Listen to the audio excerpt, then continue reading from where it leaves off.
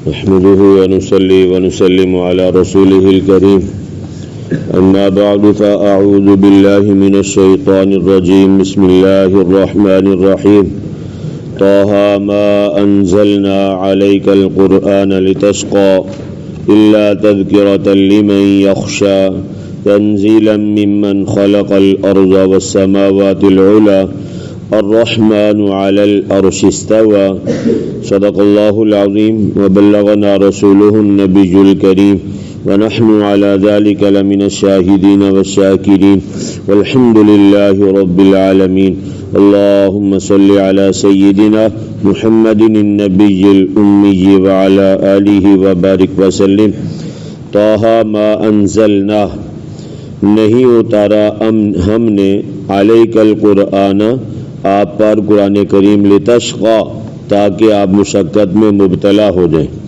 الا تذکرۃ لمن یخشی مگر نصیحت ہے اس شخص کے لیے جو خوف کرے تنزیلاً یہ قرآن اتارا ہوا ہے ممن اس ذات کی طرف سے خلق الارض والسماوات العلی جس نے پیدا کیا زمین کو اور آسمانوں کو جو بلند ہیں الرحمن وہ رحمان ہے علی العرش استوى عرش پر قائم اور مستوی ہے لہو ما فی السماوات اسی کے لیے جو کچھ آسمانوں میں ہے وما فی الارض اور جو کچھ زمین میں ہے وما بینہما اور جو کچھ آسمانوں اور زمینوں کے درمیان ہے وما تحت الثری اور جو کچھ گیلی زمین کے نیچے ہے عزیزان گرامی 16واں سپارہ سورہ طہ پہلی آیت سے لے کے 6 تک پہلی 6 آیات کا ترجمہ آپ حضرات کے سامنے کیا ہے اللہ کی توفیق سے پچھلی سورہ مبارکہ سورہ مریم مکمل ہو چکی ہے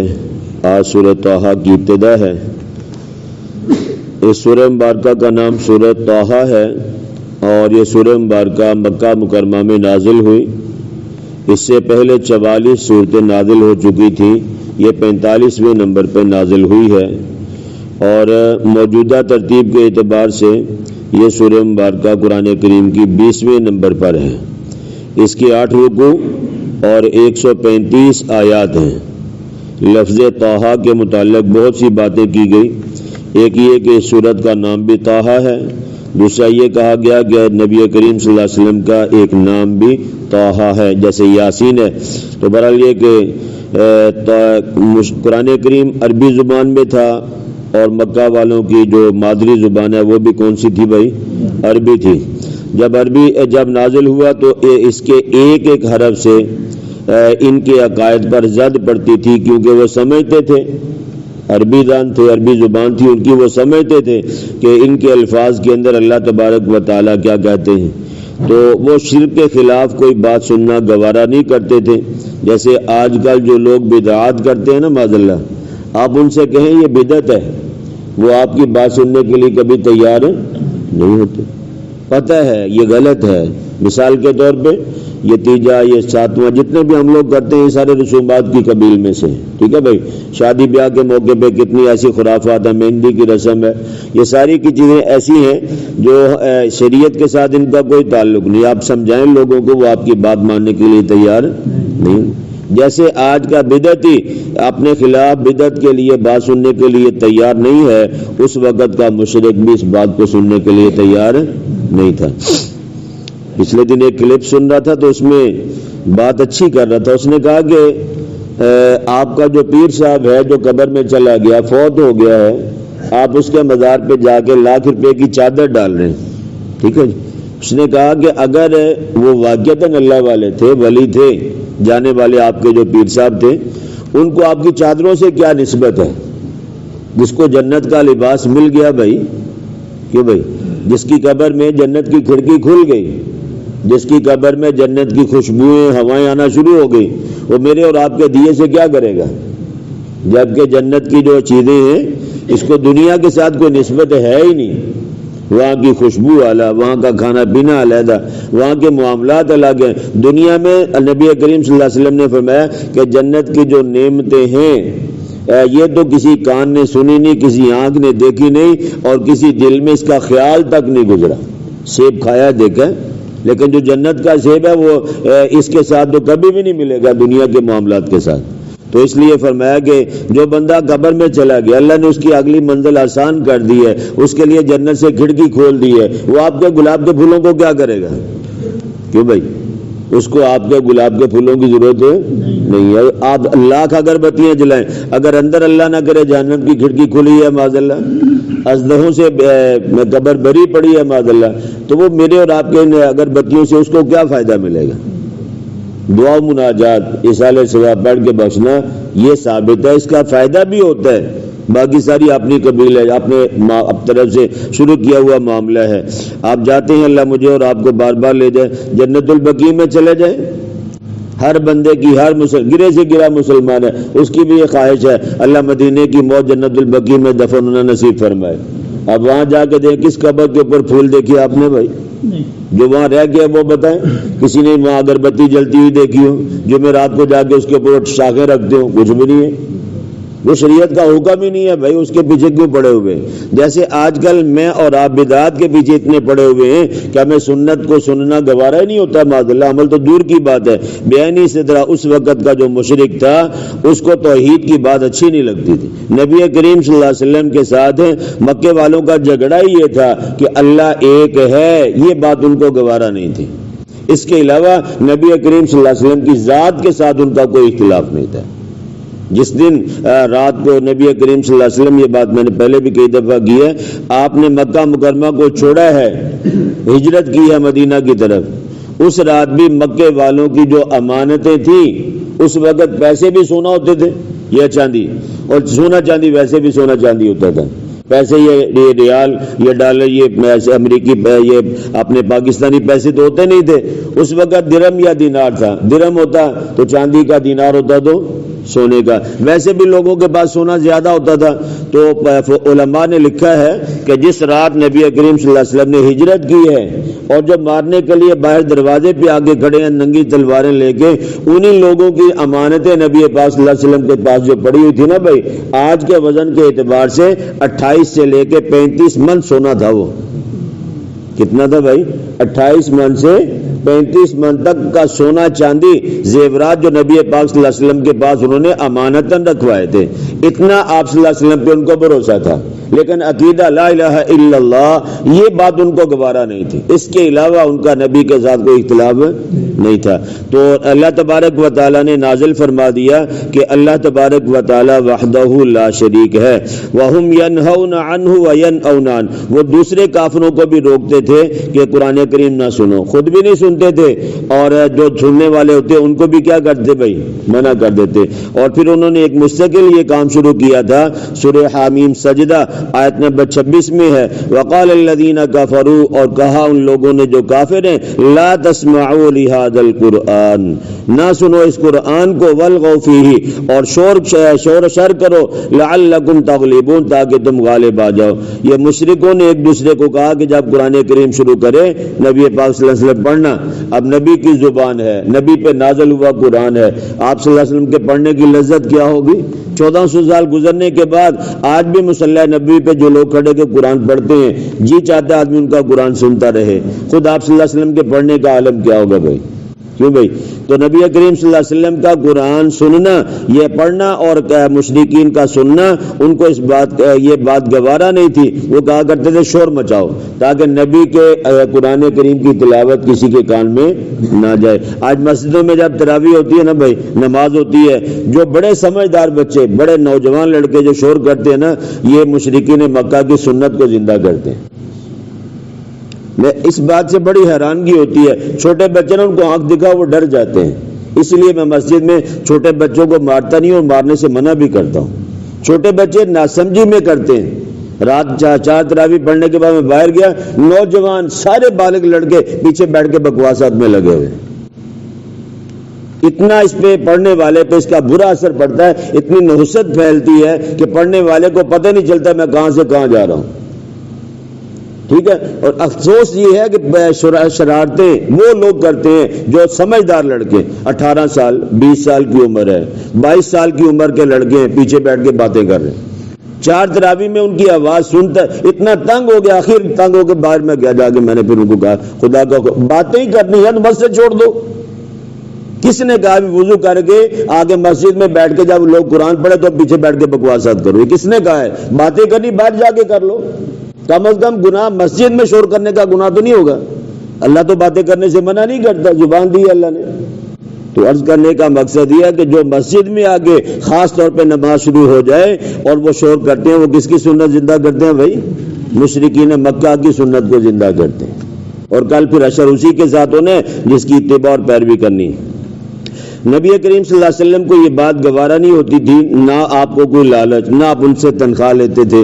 جب آپ قرآن پڑھتے مشرکین شور کرتے تھے تو اللہ کے نبی صلی اللہ علیہ وسلم کو دلی طور پہ تکلیف ہوتی تھی، میں ان کی خیر خواہی کرتا ہوں اور یہ کیا کرتے ہیں؟ میری مخالفت کرتے ہیں۔ تو اللہ تبارک و تعالیٰ نے پہلی آیت مبارکہ سے ہی اپنے محبوب صلی اللہ علیہ وسلم کو تسلی دی۔ اللہ تعالیٰ نے فرمایا اے محبوب طٰہٰ، یہ ایک نام نبی پاک صلی اللہ علیہ وسلم کا بھی ہے، اے طٰہٰ ما انزلنا علیک القرآن لتشقی، ہم نے نہیں اتارا قرآن پاک کو آپ پر تاکہ آپ مشقت میں مبتلا ہو جائیں۔ آپ پہ قرآن اس لیے نازل نہیں کیا کہ آپ یعنی مشقت میں مبتلا ہو جائیں، آپ پریشان ہو جائیں کہ لوگ نہیں سنتے تو میں فرمایا نہیں، ہم نے اتارا اس کو احکامات بتانے کے لیے، الا تذکرۃ لمن یخشی، اس کو اتارنے کا مقصد یہ تھا کہ یہ نصیحت ہے ہر اس شخص کے لیے جو اللہ تعالیٰ کے عذاب سے ڈرتا ہے۔ 15ویں سپارے میں آپ حضرات نے سنا فَلَعَلَّكَ بَاخِعٌ نَفْسَكَ عَلَىٰ آثَارِهِمْ إِن لَّمْ يُؤْمِنُوا بِهَٰذَا الْحَدِيثِ آسَفًا، سورہ کہف آیت نمبر 6 میں، شاید کہ آپ اپنی جان ہی ضائع کر دیں افسوس کرتے ہوئے کہ یہ لوگ قرآن کو کیوں نہیں مانتے۔ ٹھیک ہے بھائی، فرمایا یہ ہدایت دینا اے محبوب آپ کا منصب نہیں ہے، اس لیے آپ پریشان نہ، آپ کا کام یہ ہے آپ ان کو ہماری باتیں بتلا دیں، اللہ کی بات پہنچا دیں، باقی یہ مانتے ان کا فائدہ، نہیں مانتے تو ان کا اپنا نقصان ہے، آپ کو پریشان ہونے کی ضرورت نہیں ہے۔ نبی کریم صلی اللہ علیہ وسلم جب رات کو تہجد میں قیام لمبا کرتے نا تو آپ صلی اللہ علیہ وسلم کے پاؤں مبارک پر ورم آتا، سوج جاتے تھے، آپ صلی اللہ علیہ وسلم اتنا لمبا قیام کرتے تھے۔ تو نبی کریم صلی اللہ علیہ وسلم سے صحابہ عرض کرتے یا رسول اللہ تعالیٰ نے آپ کو اتنا مقام، اتنی شان، اتنا درجہ دیا ہے تو آپ اتنے لمبے لمبے قیام کیوں کرتے ہیں؟ کیوں اپنے اوپر یعنی اپنے ساتھ اتنی سختی کرتے ہیں؟ تو نبی کریم صلی اللہ علیہ وسلم فرمایا کرتے تھے افلا اکون عبدا شکورا، کیا میں اپنے رب کا شکر گزار بندہ نہ بنوں کہ اللہ نے مجھے اتنے منصب دیے تو میں شکر گزاری میں راتوں کو کھڑا ہو کر اللہ کی عبادت کرتا ہوں۔ تو جب آپ صلی اللہ علیہ وسلم تھک جاتے تھے نا کھڑے کھڑے تو آپ ایک پاؤں پہ وزن دے کے دوسرے پاؤں کو تھوڑا سا آرام دے لیا کرتے تھے، جیسے آپ حضرات بھی کرتے ہیں، میں بھی کرتا ہوں۔ آدمی کھڑا ہو جائے، زیادہ لمبا کھڑا ہو تو بعض دفعہ ایک پاؤں پہ وزن دے لیا جاتا ہے اور بعض دفعہ دوسرے پاؤں پہ وزن دے لیتا ہے تاکہ تھوڑا سا معاملہ برابر ہو جائے۔ تو نبی کریم صلی اللہ علیہ وسلم بھی اس طرح کیا کرتے تھے۔ تو فرمایا کہ اے محبوب آپ اپنے پاؤں زمین پر برابر رکھو، ہم نے آپ کے اوپر قرآن پاک اس لیے نازل نہیں کیا کہ آپ اپنے آپ کو مشقت میں ڈال لیں، جتنا قیام ہوتا ہے آسانی سے کر لیں، زیادہ پریشانی میں مبتلا ہونے کی ضرورت نہیں ہے۔ تنزیلا ممن خلق الارض والسماوات العلی، یہ قرآن اتارا گیا اس ذات کی طرف سے جس نے پیدا کیا زمین کو، والسماوات العلی، اور جس نے بلند کیا ہے آسمانوں کو۔ یہ ساتوں آسمان، ہر آسمان پہلے سے بلند ہے۔ احادیث میں آتا ہے کہ زمین سے آسمان تک 500 سال کی مسافت ہے۔ اگر کوئی آدمی پیدل چلے نا بھائی تو 500 سال میں اس زمین سے آدمی پہلے آسمان پہ پہنچے گا، اتنا یہ فاصلہ ہے۔ اور پھر فرمایا حدیث مبارکہ کی یہ بات ہے، فرمایا پھر پہلے آسمان سے دوسرے آسمان تک، دوسرے سے تیسرے، تیسرے سے چوتھے، اسی طرح پانچویں چھٹے، ہر آسمان کی جو مسافت ہے یہ اتنی ہی ہے، ایک آسمان سے دوسرے آسمان تک کتنی بھائی؟ 500 سال پیدل مسافت ہے۔ ٹھیک ہے بھائی، لیکن فرشتوں کا آنا جانا یہ 1 سیکنڈ کی بات ہے۔ یہ طاقت کس نے دی بھائی فرشتوں کو؟ اللہ تعالیٰ نے دی کہ فرشتہ 1 سیکنڈ میں یہاں سے آسمانوں پہ، آسمانوں سے زمین پہ اتر آتا ہے۔ یہ اللہ تعالیٰ کی قدرت ہے۔ جو ذات جس نے فرشتوں کو اتنی قدرت اور طاقت دی ہے اس کی اپنی قدرت اور طاقت کا کیا معاملہ ہوگا بھائی؟ ٹھیک ہے. الرحمن علی العرش استوى، وہ رحمان ہے عرش پر قائم ہے. ساتوں آسمان ہے پہلے بھائی، ساتوں آسمانوں کے اوپر کرسی ہے، اس کے اوپر عرش ہے. جسم اور حجم کے لحاظ سے سب سے بڑی چیز عرش باری تعالی ہے، اور رتبے اور مقام کے لحاظ سے ساری مخلوق میں نبی کریم صلی اللہ علیہ وسلم کی ذات گرامی سب سے بڑی ذات ہے. ٹھیک ہے بھائی، یعنی اللہ تعالیٰ کے بعد حجم جسم کے اعتبار سے جو اللہ کا عرش ہے یہ سب سے بڑا ہے. ٹھیک ہے بھائی، لیکن اللہ تبارک و تعالیٰ کے نبی کریم صلی اللہ علیہ وسلم ان کا مقام اور مرتبہ اللہ کے عرش سے بھی کیا بھائی بلند ہے. زمین و آسمان، سورج چاند ستارے، یہ تو بڑی دور کی بات ہے. اللہ کے عرش سے بھی نبی کریم صلی اللہ علیہ وسلم کا مقام اور مرتبہ کیا بھائی زیادہ ہے. تو اللہ تبارک و تعالی یعنی عرش پر کیسے قائم ہے، کیسے مستوی ہے، ہم سمجھانے کے لیے بھی کسی چیز کے ساتھ اس کو تشبیہ نہیں دے سکتے. مثال کے میں ممبر پہ بیٹھا ہوں، میں مصلی پہ بیٹھا ہوں، ایک آدمی تخت پہ بیٹھا ہوا ہے. ٹھیک ہے بھائی، یہ سمجھانے کے لیے ہم تشبیہات دیتے ہیں. لیکن اللہ تعالیٰ کا عرش پہ مستوی ہونا، اللہ تعالیٰ کا عرش پہ قائم ہونا، ہم اس کو کسی کے ساتھ تشبیہ نہیں دے سکتے، اس لیے کہ اللہ کی ذات جسم سے، زمانے سے، مکان سے کیا بھائی پاک ہے. اللہ کی ذات ان چیزوں سے کیا ہے پاک ہے. کس طرح کی وہ ذات ہے یہ ہمیں نہیں پتا. بہرحال یہ موضوع لمبا ہے. ایک تو عقیدہ ہمارا یہ ہے کہ اللہ تعالیٰ کی ذات عرش پہ مستوی ہے، عرش پہ قائم ہے. ٹھیک ہے بھائی. اور دوسرے نمبر پہ قرآن کریم میں ہی اس بات کو بیان کیا گیا، وَهُوَ مَعَكُمْ أَيْنَمَا كُنْتُمْ، سورہ حدید آیت نمبر 4. دوسرا عقیدہ اللہ کے بارے میں یہ، اللہ کہتا ہے تم جہاں کہیں بھی ہو اللہ تمہارے ساتھ ہے. ٹھیک، ایک ہے عرش پہ مستوی قائم ہے. دوسرا عقیدہ یہ ہے کہ اللہ کی ذات قرآن میں خود بتاتی ہے میرے بندے میں تیرے ساتھ ہوں، تو جہاں بھی چلا جائے وَهُوَ مَعَكُمْ، وہ تمہارے ساتھ ہے، أَيْنَمَا كُنْتُمْ، تم جہاں بھی ہو. اور پھر کتنا اللہ تو قریب ہے ہمارے. سورہ قاف آیت 26واں سپارہ ہے، آیت نمبر 16 میں اللہ فرماتے ہیں وَنَحْنُ أَقْرَبُ إِلَيْهِ مِنْ حَبْلِ الْوَرِيدِ، اے میرے بندے میں تیری شاہ رگ جان سے بھی زیادہ کیا ہوں، قریب ہے. ٹھیک ہے بھائی، یہ کسی ایک بندے کے ساتھ نہیں، ہر انسان کے ساتھ اللہ کے یہ فرماتے ہیں. تو اللہ تعالیٰ کی ذات جیسے عرش پہ مستوی اور قائم ہے، اسی طرح اللہ تعالیٰ کی ذات ہر جگہ پہ ہے اور ہر انسان کے ساتھ ہے. کیفیت کیا ہے، اللہ تعالیٰ کی ذات کس طرح یعنی یہ عرش پہ مستوی ہے، اس کے بارے میں امام مالک رحمہ اللہ، بڑے ائمہ 4 تھے، ان میں سے ایک یہ ہیں، بزرگ بھی تھے، محدث بھی تھے، فقیہ بھی تھے. ان کے شاگردوں نے سوال کیا حضرت استوى علی العرش، اللہ عرش پہ مستوی ہے، اس کی کیفیت کیا ہوگی یا ہم اس کو کیسے سمجھیں. ٹھیک ہے بھائی، وقت کے بڑے عالم ہیں، وقت کے بڑے امام ہیں، ان سے ان کے شاگرد سوال کر رہے ہیں. حضرت نے فرمایا الایمان بہ واجب، اللہ عرش پہ مستوی ہے، اللہ نے کہہ دیا ہمارا اس پہ ایمان ہے. ٹھیک ہے بھائی. اور فرمایا کہ وَكَيْفِيَّتُهُ مَجْهُولًا، کیفیت کیا مجہول ہے، کچھ پتہ نہیں ہے، اس پہ ہمارا ایمان ہے، اللہ عرش پہ مستوی ہے. ٹھیک ہے بھائی. اور فرمایا کہ وَالسُّؤَالُ عَنْهُ بِدْعَةٌ، اور اس کے بارے میں پوچھنا، بحث کرنا یہ بدعت ہے.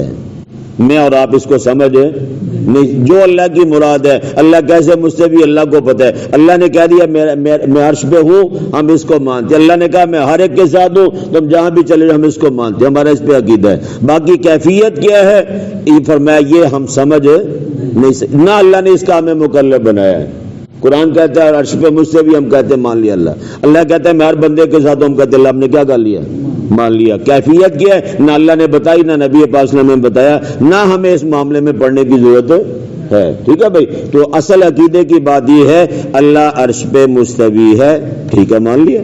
دوسرے نمبر پہ اللہ ہر جگہ پہ ہے، ہم نے مان لیا. کیفیت کیا ہے، طریقہ کار کیا ہے، اس کی عملی شکلی صورت کیا ہے، اس کے بارے میں نہ قرآن و سنت میں پتہ چلتا ہے اور نہ ہی ہم اس کے بارے میں بحث کرتے ہیں. ہمارا ان باتوں پہ ایمان ہے جو اللہ نے ہمیں بتا دی. اللہ پاک مجھے اور آپ کو کہنے سننے سے زیادہ سمجھ کر عمل کرنے کی توفیق نصیب فرمائے. باقی تفسیر انشاءاللہ بشرطے کی زندگی کل.